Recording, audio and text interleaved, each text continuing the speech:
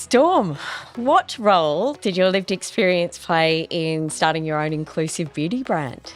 So I was born with I've always called it a functional impairment on the right side of my body, which sounds very technical, but I had a stroke when I was born that affected the right side of my body. But I very much lived my life presenting as an able-bodied person. I didn't actually realize how impaired the right side of my body was until I actually broke my dominant hand. So broke it at the gym. Didn't think it was a big deal at the time. I was like, oh, I'll just do everything with the other hand. But I went to do my makeup now with my good hand, as I call it, in a cast and realized, oh my God, I actually can't open a tube of mascara, let alone hold it steady. And I had this realization moment because I have worked in the disability space for almost 10 years and not once had it crossed my mind until that moment that I was like, how do people do their makeup if they have a disability? And it was this kind of like light bulb moment. So I called one of my friends who had cerebral palsy and asked her, thinking she's going to tell me about all these wonderfully accessible makeup and beauty brands that I just hadn't heard of. But instead, she tells me that doing her makeup is just so hard and that there's no accessible products. And she feels in this constant state of wanting to do her makeup, but feeling unable to, not wanting to ask for help, and just feeling so frustrated all the time. So for me, it was, I guess, hearing that story and going, oh my gosh, I can't believe I hadn't seen this before. And having that personal experience, I think, really made me realize how big it actually is. And I think I also feel a little bit of shame that I hadn't realized it until I actually experienced it myself, that I'd never asked. ByStorm is all about inclusivity and redefining beauty standards. What unique challenges are you looking to solve for people with disability? A lot of makeup is in, slippery cylinders that roll everywhere, roll on the ground, and it makes it really hard. So you have to sit still. So when I was designing products, I'm like, okay, everything needs to be able to sit flat on a bench. There's issues with people who are vision impaired being able to distinguish products. And I think a common misconception is that if you're vision impaired, you don't want to wear makeup. And that's absolutely not true. So making sure that we design products that have tactile indicators. And a learning on that as well is that I didn't realize that a lot of the vision impaired community can't read Braille. So all along this journey, I've been learning so much about different accessibility needs. And, every time I come across a new person with a new need, I'm like, okay, how can I incorporate that into a new product? Like, how can I change this to make it more accessible for someone? And we have the product side, and then we also have the packaging side. Now, packaging, oh my gosh, it is so difficult. And trying to make all these accessible products, and then I'm putting it in an inaccessible box. Like, it didn't make sense to me. So trying to then make packaging accessible has been a whole nother journey, as well as just the product. So I've had a lot of learnings. I love how you're designing with people with disability, for people with disability. And I know that's been a big part of your journey. So it's awesome to hear about that process that you've gone through and what you're going through. It's so good. Just leading on from that, how do you see the intersection between beauty and disability tech with helping push the boundaries of inclusive design? The more, I guess, community support we get from the wider community and wider society, the bigger change we'll have when it comes from, the bigger community, bigger beauty brands actually just making makeup and beauty accessible and going, hey, it's actually not that hard to make things accessible. Let's just make it the standard and not make, special products for special people. Let's just make everything accessible being the standard. And I'm so excited for that to come, because it will come. It's just going to take some time.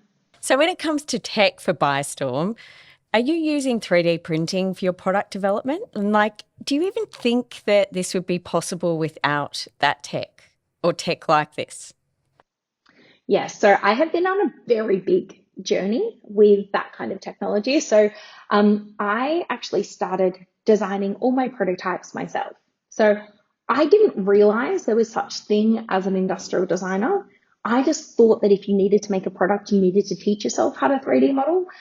So I've learned a lot of lessons in this journey, but being able to have access to a 3D printer, teach myself how to 3D model, and actually just make prototypes has been so cool. Like, it's been a lot of learning, a lot and a lot of mistakes, but also just so cool because I meet someone and they go, I have this accessibility need, or can you change this? And I'm like, yeah, actually I can. I go back to my computer, I change something on a model, I'll print it, and then I go, is this it? Does this work? And I can test like in real life. And the turnaround on printing my products, for the prototype phase is like a day.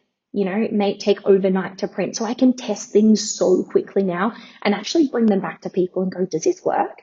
So that's been such a cool thing to be able to do. And I'm like, definitely not a wizard when it comes to 3D printing. I'm learning a lot, but it has helped so immensely in this whole like journey of designing products. So you've been part of Launcher, our pre-accelerator program, Remarkable. How did the program help you refine your vision for ByStorm, especially in terms of tying beauty to disability tech? First of all, like the Remarkable Launcher program was incredible. I could not say more positive things about it. I was so nervous to start because I had, this bag of pink and purple silicon prototypes and I had no idea what to do with it. I was like, I know these products can help people, but I don't know what to do. And I came very innocently into the launcher program going, I don't know what I'm going to do. Someone help me. And it was so incredible. One, just building up my confidence, because I think when you have something which is innovative, you also go, but why me? Why hasn't this been done before? You have this imposter syndrome of going, like, why am I the person to bring this to market? Are you sure no one's done this before? Like, why haven't they? Why me? Surely not. And you have this kind of loop of self-doubt. So, Remarkable helped me so much. And you, Kate, in particular, helped me so much actually lean into that and go, it's okay to feel this way, but let's help you get there. Let's help you make you feel like you are the right person to get this to market and to get this into people's hands. I just could not speak more highly of Remarkable. I totally forgot your question. You answered the question, and it wasn't meant to be compliments to me, but I do appreciate it. I loved being your coach, and I learnt so much about this world going through it. So I'm really excited what's coming up next.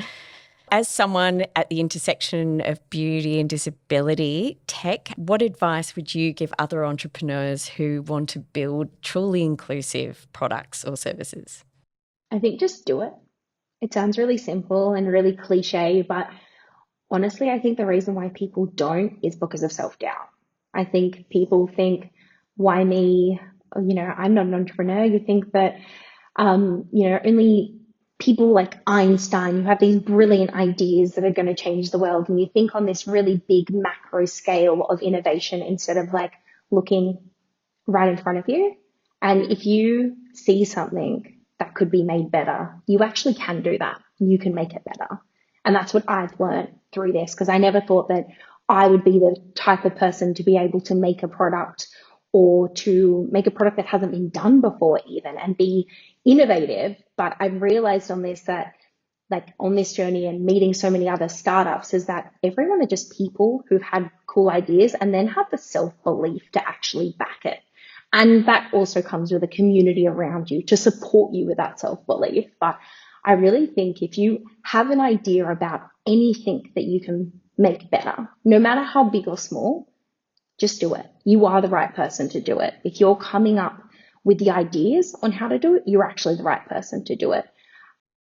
And if it's for a specific need as well, like I had one functional impairment on, one side of my body. I don't have diverse accessibility needs. So I spoke to people who do.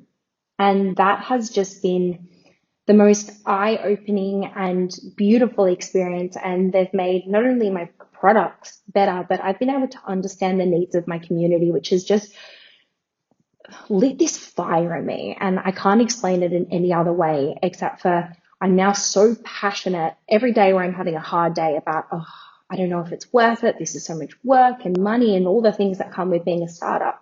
I actually read back through some of the interview questions that I've had, that I've done with different people, and I watch some of the videos back, and I'm like, okay, this is it. This is why. Like, it's that connection to the problem, not just through myself, but through the community that experienced it, that has just had such a profound impact on me personally, and on the products. Finally, could you leave our listeners with a remarkable insight about beauty, technology, and innovation?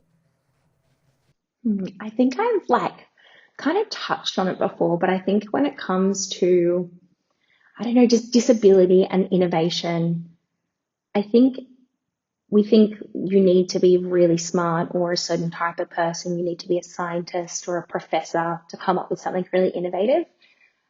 I think that we're all really creative.